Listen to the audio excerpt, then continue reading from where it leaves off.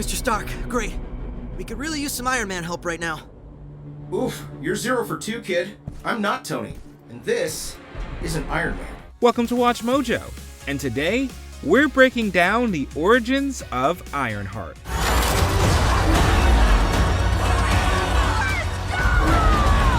For this video, we'll be looking at how Riri Williams went from teenage genius to flying around in her own supersuit.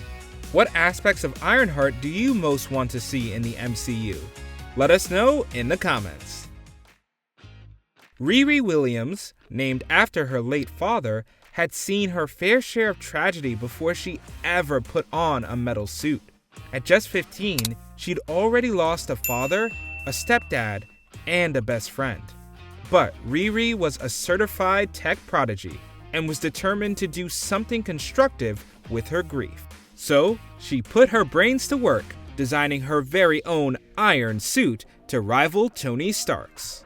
Admittedly, she had to steal a few parts from her university, but she eventually succeeded in making a working prototype. Later, she showed off her knack for crime fighting when she stopped 2 inmates from escaping prison. Not too shabby for a first mission.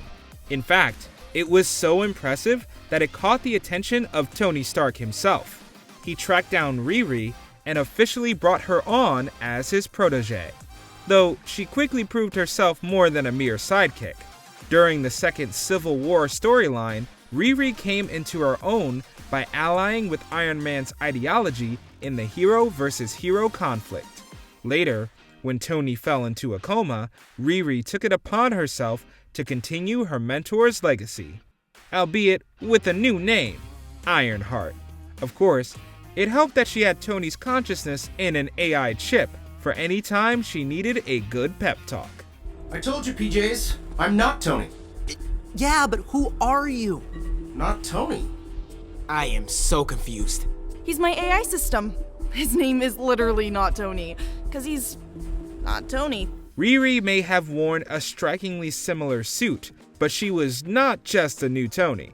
That became abundantly clear when her heroics drew S.H.I.E.L.D. to her front door. They recruited her to invade the impoverished country Latveria to take down a dangerous fugitive. Riri made relatively quick work of the actual villain, but then stayed in the nation long enough to negotiate a peace treaty between Latveria and S.H.I.E.L.D. By the time Riri left, the country was having its first free election ever. This storyline proved instrumental in showcasing that Riri could fight with her heart just as much as her brain. But soon enough, there was a new kind of trouble brewing, namely, an ultra-nationalist lookalike of Captain America who allied with Hydra and tried to conquer the whole world.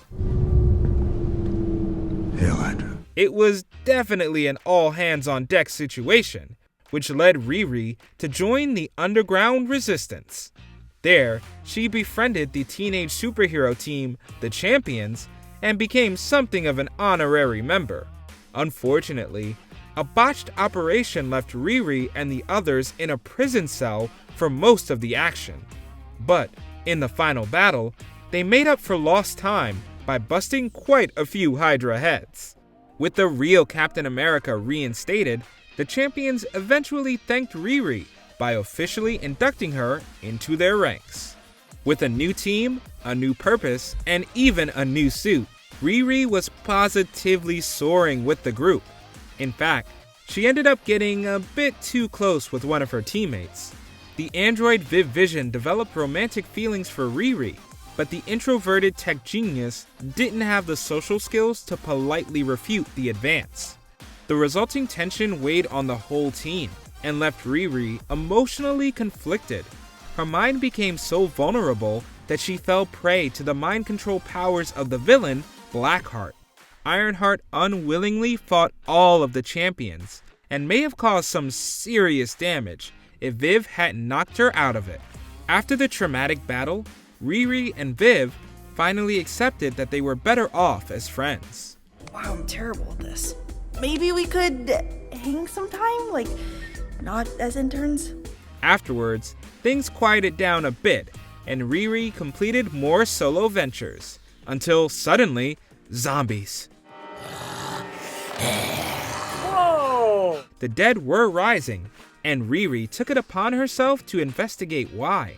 She stopped the outbreak by defeating the villain Eclipse, but quickly learned there was a much larger plot afoot. A consultation with Doctor Strange led her to Wakanda in search of the ancient wellspring of power. There, she discovered that the wellspring was leaking and unleashing endless shadowy monsters onto the world. So, teamed with Shuri, Okoye, and Silhouette, Ironheart set off to reseal the wellspring's energy. But it's never that easy.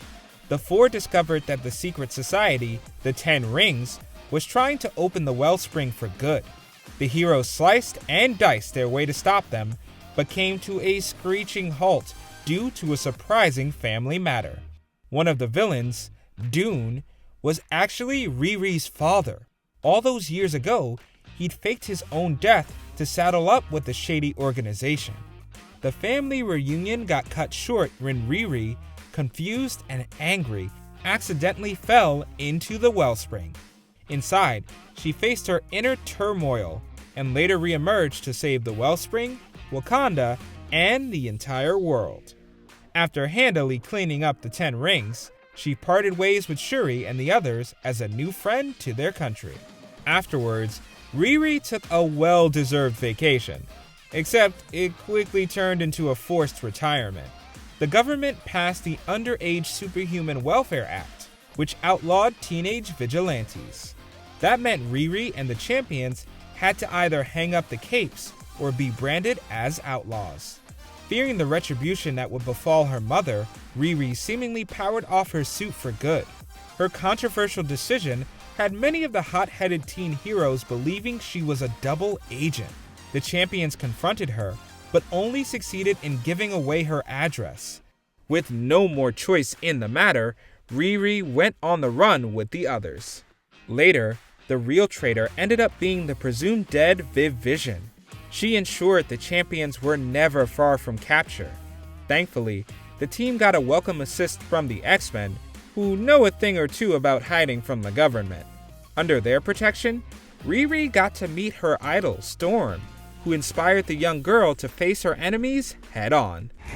I have faith in you. The champions later reconciled with Viv and waged a war on the new law in the headlines instead of on the battlefield. Eventually, the mounting pressure repealed the bill for good, letting Riri and the others continue their heroic endeavors.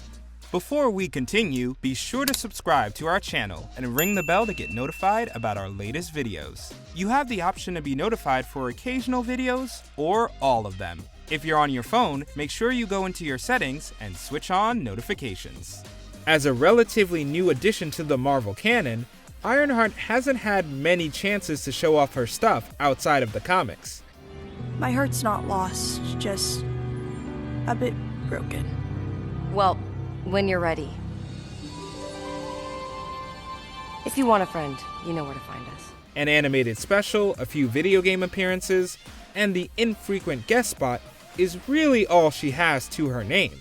Though that's changing very soon, with newcomer Dominique Thorne taking over the role for a lengthy fight in the MCU. The scientific prowess that exists in Wakanda is most certainly in line with Riri and her genius, and I think that the combination of the two is what makes the second iteration of this movie additionally exciting. She'll first appear in the hotly anticipated Black Panther: Wakanda Forever, before headlining her own series on Disney+. In a post-Iron Man MCU, Riri is the perfect choice to bring some tech back to the next phase of the franchise. Show them who we are. Did you enjoy this video? Check out these other clips from WatchMojo and be sure to subscribe and ring the bell to be notified about our latest videos.